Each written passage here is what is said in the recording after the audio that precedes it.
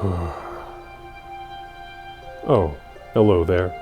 I'm Gib Gob McGraw, and you may remember me from such terrifying instances of flickering eerily in the corner of your peripheral, beckoning you to faraway lands to commit ritual sacrifice for the glory of Saturn's rings. Hi, doggy. You know, life can get pretty stressful, and I know that when the going gets tough, sometimes it's nice to have a little escape, be it tending to your virtual crops, embarking on thrilling adventures, or role-playing with totally normal people doing totally normal, not at all weird things. There's a little something for all of us with gaming. Now, allow me to tell you how gaming helped me beat alcoholism. Yes, I'm serious. About to get real, folks, so put on your big boy pants and let's go for a ride that I will no doubt edit down so drastically it'll heavily dampen the impact of my original point. Now, let us begin.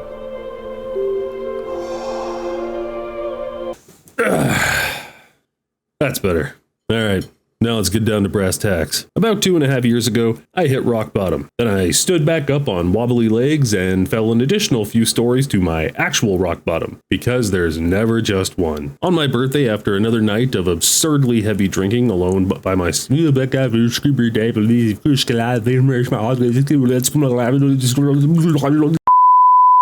On my birthday, after another night of absurdly heavy drinking alone in my apartment, I ended up back in the hospital for the 6th time in 2 months. Damn. Now, as cool as it sounds to be on a first-name basis with the nurses in the ER, it was an achievement I didn't particularly want, nor thought I would ever get, though I do still think about you, Nurse Kyle. Good lad, sturdy, strong like oak. After 6 or so hours of them treating my withdrawal symptoms, I tentatively placed my feet off the hospital bed, praying that I wouldn't fall a further few stories to a new, even deeper New Game Plus rock bottom. And after being discharged at 4 a.m., walking the 5.5 kilometers home with nothing in my system but several bags of saline solution and about 80 milligrams of intravenously administered diazepam, it finally clicked. That's it. I'm done. I'm dying, and if I don't stop, I am going to die. And IRL, you don't get respawns. I was never going to touch another drop again, and I haven't so far. My cat needed me, my daughter needed me, and more importantly, I had a destiny to become an epic gamer. Dad, what the fuck? You know, I took it hour by hour, day by day, very slowly, as you should, and it wasn't easy, but I was determined to persevere, doggone it. But man, spending large chunks of your life in the throes of addiction makes sobriety its own special kind of difficult. You find yourself asking a lot of questions, like, why are days so long? Why is everything so loud? Yes, I do remember that thing you told me the other day. Why am I me? And who even am I? Do I truly exist? Oh God.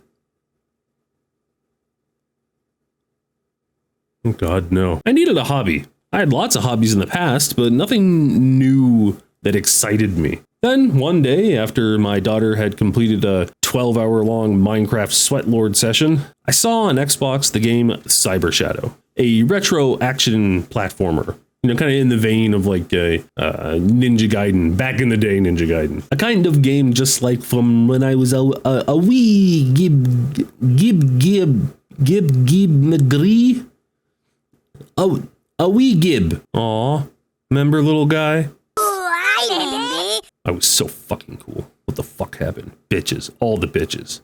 I decided to give Cyber Shadow the old college go. And to my surprise, for the first time since I was a kid, I found myself just coming back to it constantly. It didn't really occur to me at the time, but it seemed to be the exact kind of distraction that I needed. It was challenging, took focus, it hurt no one, cost nothing, and each time I took a tolerance break, I didn't want to kill myself, which is apparently how your brain is supposed to fucking operate.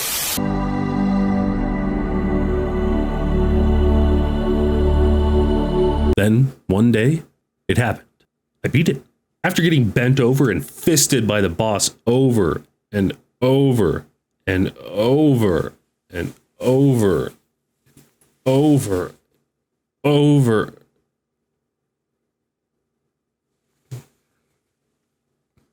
and over again, I beat it. And I experienced something that I hadn't felt in years. Non-drug or alcohol-induced dopamine.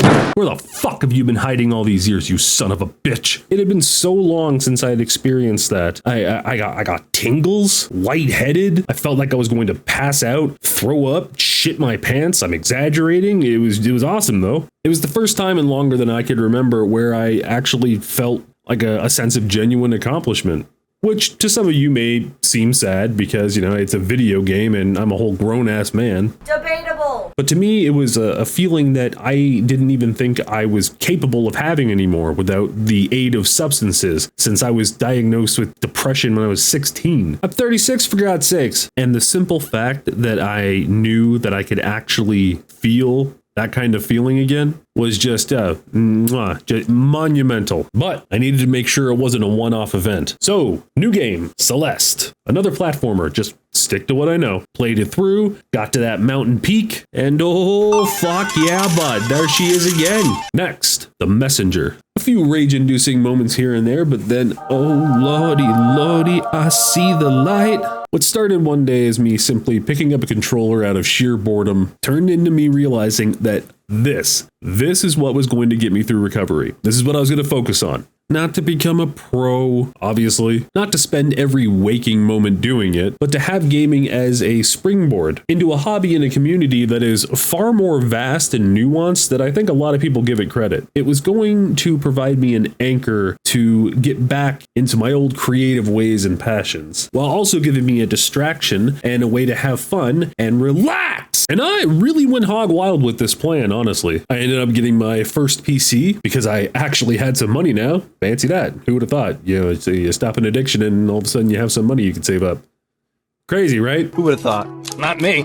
I started watching YouTube gaming breakdowns, playthroughs, news, you know, learning about the industry and its history. And then I even tried my hand at streaming, and I actually started and I did it with Ninja Gaiden, the 80s one, the one that's hard as fuck. I would learn constantly about gaming related tech and scandals, speedrunning, all the different and creative things that people have been doing with gaming all of these years that I had no idea about. I had no idea this stuff was going on at all. Because even though it is big, the gaming sphere and community, I guess, seems gargantuan. When you're on the inside of it, it really does seem like all-encompassing. But trust and believe when I say that most of the population does not know or care at all about this shit, which is a shame, honestly. In 2005, me and a friend walked past a Walmart before it had opened because we were up all night partying, and we noticed this huge lineup outside. It was like 6 a.m. or something, and one of the dudes in line recognized us from school, and he came up to us and he was just like, "Oh man, you guys also here for the pre-release of the, you know, new AMD 360 Plus X blah blah blah blah." My friend and I just looked at each other in confusion and then laughed. Who the fuck lines up outside of a store before it opens